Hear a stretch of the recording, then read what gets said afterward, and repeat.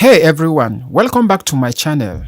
In this new series of After Effects tutorials, we are building an Avatar Fire and Ash logo animation from scratch. Here is the original Avatar 3 Fire and Ash logo reveal. And here is our version recreated from scratch using only native After Effects tools.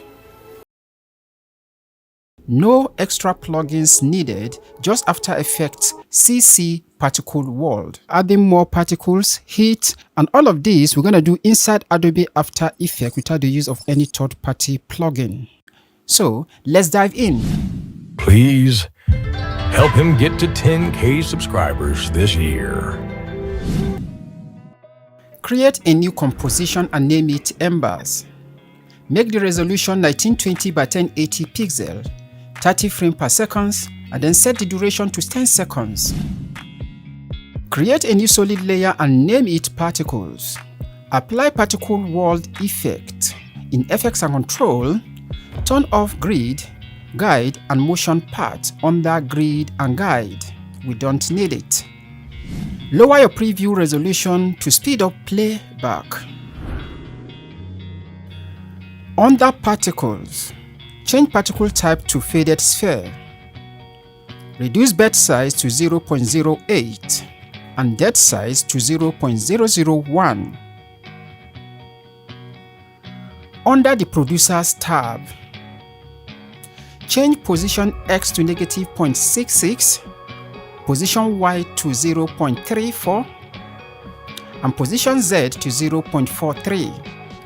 And then adjust radius X to 1.295 and radius Y to 0.555. At this point, the particles are still falling down instead of going up like embers do. So we're going to change the physics settings.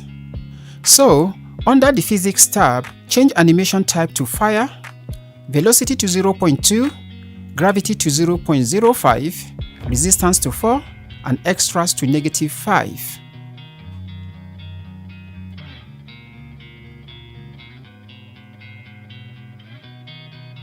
Under the Extras tab, change random seeds to 2.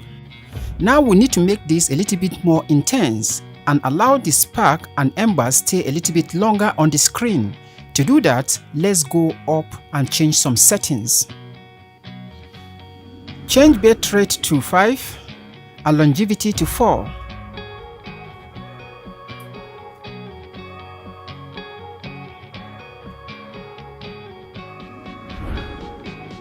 Now let's make the particle look like they carry heat as they travel upward. To do that, add a glow effect to the particle layer. Duplicate it twice to increase the intensity of the heat. Now let's change the color of the particles to warm orange. Expand the CC particle world and go to the particles. Adjust the birth color and death colors.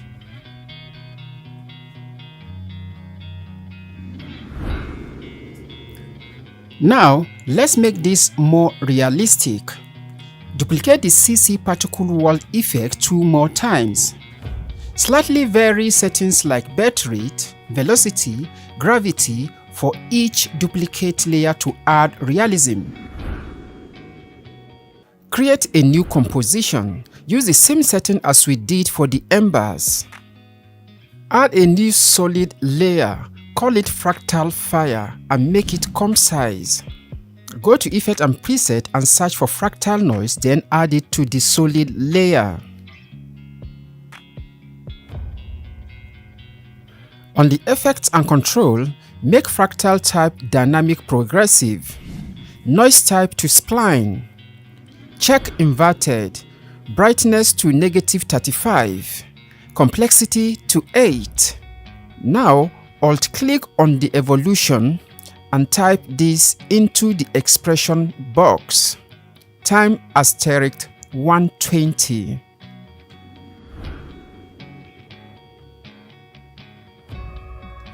Now let's make this look like it is burning. So we are going to add a colorama effect. In the output cycle, choose fire from the preset palette. Apply curve effect. Go into the green channel and push the curve up until the highlight breaks apart. This makes the fire look hotter. Import your logo. Scale it down. Ctrl+Shift+C to pre-compose it. I will call mine Logo Holder. Back in the timeline, set the Fractal Noise Layer track matte to Logo Holder. Now the fire only shows through the logo shape. To keep things neat, pre-compose both the Fractal fire and the logo holder together and call it Fractal Logo. Drag another copy of the logo holder into the timeline. Add a gradient ramp and pick warm orange colors. Place it underneath the Fractal logo and set the Fractal logo blending mode to screen. This gives us a fiery colors blending through the logo. Now let's add fire particles coming off the logo. On the Project Manager window, duplicate the Fractal logo and rename it Fractal Logo Emitter, and then open it. Remove the colorama and curve effect. Add level effect instead and crush the black so only the brightest area remains white. Now go back to the previous composition and then create a new solid layer and name it Particles. Apply CC Particle World. Place Fractal Logo Emitter above Particles. Then set the particle track matte to Luma Matte Fractal Logo Emitter. Now particle will only emit from the brightest part of the logo. To see these particles, let's hide the logo layer and the Fractal logo beneath it. Perfect. Go to Effects and Control. Inside the CC Particle World, start with these values. Under the Producers tab, move the position X and Y until the particle emitter is just at the foot of the logo. Under the Particle tab, change Particle tab to Faded Sphere and change bed size to 0.03, depth size to 0.18, and then color set it to yellow, orange, red. Under the Physics tab, set velocity to 0.5, gravity to negative 0.35. Negative values make the flame to rise. Resistance to 0.15 and set longevity to 0.4 to 0.9. Bed rate to around 4 seconds. Hit spacebar to preview. You should now see flame flicking out of the logo. Beautiful. Now let's shape the flame further. To stretch the particle into fairy tongue, we need to add a displacement map to the particle layer. Map layer to Fractal Noise or the Fractal Logo Emitter. Set horizontal displacement to 10 and vertical displacement to 200. Set use for horizontal displacement to luminance and use for vertical displacement also luminance. Now add a turbulent displace to the particle layer. Set amount to 30, size to 30, complexity to 2.5, and evolution, alt-click on it and set it to time *450. Now let's add a directional blur and set it at 90 degrees for streakier flame. This is optional. Your flame is still looking good without it. Now let's add some heat to the flame. Add a glow effect. Use 2 passes, one tight and one wider. Set blending mode to add or screen. Duplicate the particle layer. Make one softer and larger. Lower the opacity. This adds a flame bloom.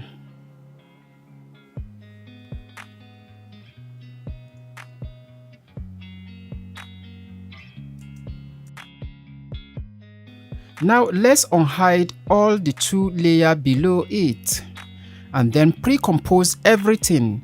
Make sure you move all attributes to the new composition. Duplicate it and add Gaussian blur to the bottom layer. Set the blurriness to 90. This adds heat to the logo. Here you have the burning logo. To push realism, let's add some assets. I already imported some assets into the project. You can find this asset from the project files. Link in the description. Drop in smoke footages. Mark some part.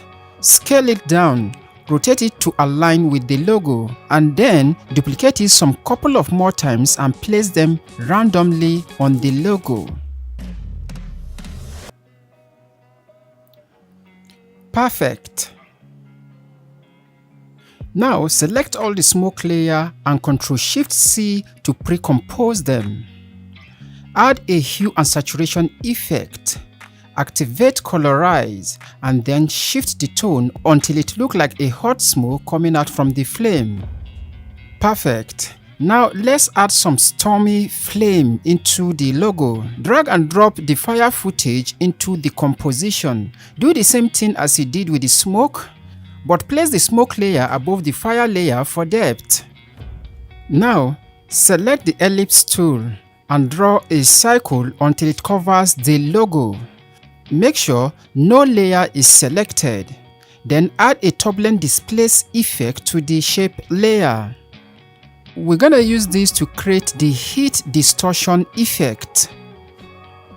Alt-click on evolution and type in time *100. Add a Gaussian blur effect and set blurriness between 80 to 99.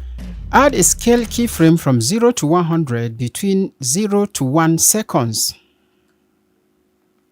Set all asset and all layered track matte to the shape layer. Now create a new composition and then drag the burning logo into the new composition.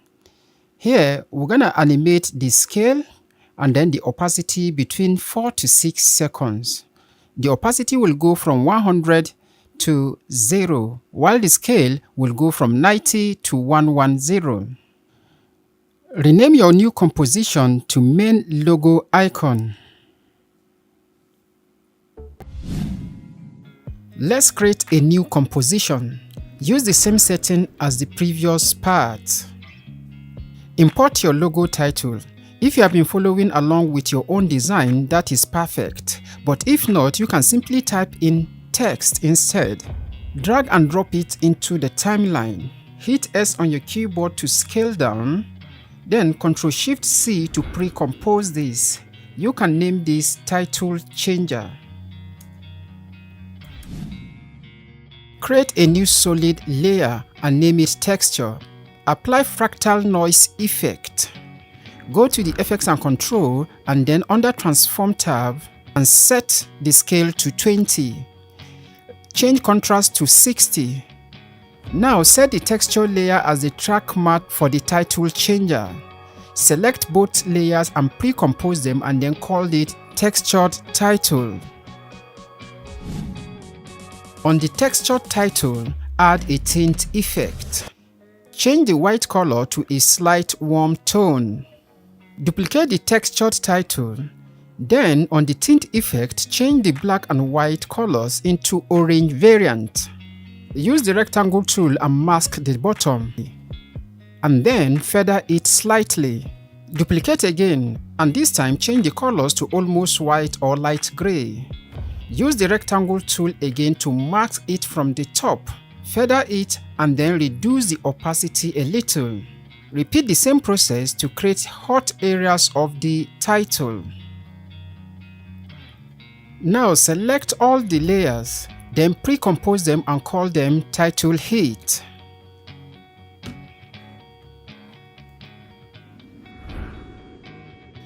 Make a new composition and name it Subtitle. Type in the text Fire and Ash. Use the character panel to style it whatever way you like it. Now, in the Project Manager window, duplicate the textured title comp and then rename it Textured Subtitle. Double-click to open it. Select the title changer layer in the timeline. Then in the Project Manager window, grab the subtitle comp, hold the Alt, and drag it on top of the title changer layer. This replaces the title changer layer with the subtitle. Go back to the Project Manager window, duplicate the title heat comp and rename it Subtitle Heat. Open it, then replace each layer one by one with the textured subtitle comp. Now hit M on each layer to reveal the mask and adjust them so that they can properly affect the subtitle text, just like we did for the main title. Now go back to the title composition. Drag in the subtitle heat comp. Select it, scale it down, and then position it under the main title. Create a null object as the control. Parent both title and subtitle layer to the null control. Then align them to the center. Animate the scale property of the null control. Start from 60% and grow it to 100%. Also add opacity keyframe for both title and subtitle layers. Use my timing in the video as a guide for smoother animation.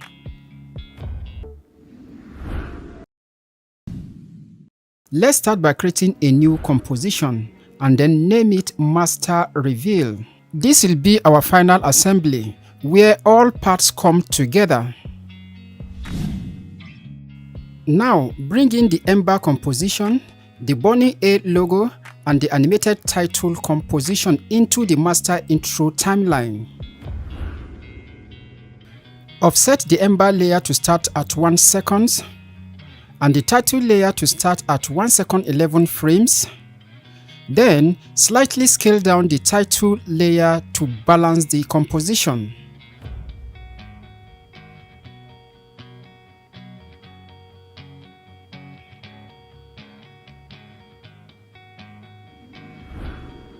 Right-click on the timeline to create a new solid layer, then apply gradient ramp effect. Change both colors to warm orange tones. You can use the eyedropper tool to pick colors from the Burning A logo already. Then pick the pen tool to mask it out like this. Hit F on the keyboard to increase the feather. Now select the ellipse tool and draw a large circle. Animate the scale from 0 until it fully covers the frame. From 1 second to 3 seconds and 11 frames.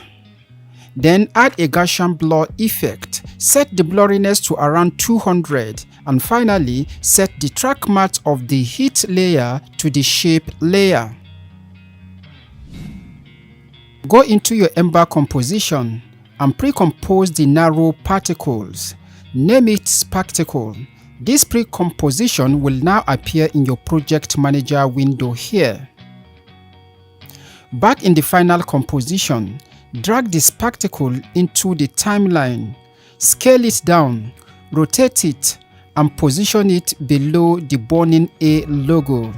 Duplicate it some couple of more times, offset the timing and position to create a more natural particle flow.